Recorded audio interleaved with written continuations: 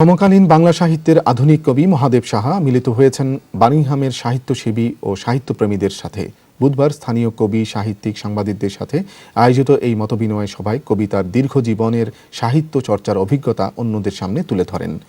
মহাদেব সাহার সাহিত্য আসর ঘুরে এসে রিপোর্ট করছেন আমাদের বার্মিংহাম প্রতিনিধি কায়সারুল ইসলাম সুমন। সৈয়দ মুস্তফা আলী উৎসব পরিষদের আমন্ত্রণে ৬০ দশকের খ্যাতিমান কবি মহাদেব সাহা উপস্থিত হলে অগ্নি, জল ও পুষ্প দিয়ে বরণ করা হয়। কবি, সাহিত্যিক, গুণীজন পরিবেষ্টিত অনুষ্ঠানে মহাদেব সাহা বলেন, মধ্যভূমির মানুষ শুধু ফুল, জল আর আগুন দিয়েই বরণ করে নেয়নি, বিশুদ্ধ পবন দিয়েও বরণ করেছে। বাংলা ভাষা, বাঙালি, রবীন্দ্র, নজরুল, বঙ্গবন্ধুর চর্চা যেখানে রয়েছে সেই ভূমে বাতাস স্বল্পতার কোনো কারণ দেখি না।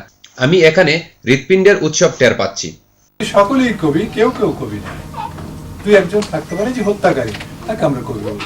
কবি দেলোয়ার হোসেন মঞ্জুর সঞ্চালনে অনুষ্ঠিত কবিতা সন্ধ্যায় মহাদেব সাহার কবিতা পাঠ করেন জাহাঙ্গীর আলম, তারেক চৌধুরী ও রিজওয়ানা চৌধুরী। স্বরচিত কবিতা পাঠে অংশ নেন কবি মুজিবিরম, মঞ্জুলিকা জামালি, ইকবাল চৌধুরী, সৈয়দ ইকবাল সহ অন্যান্যরা।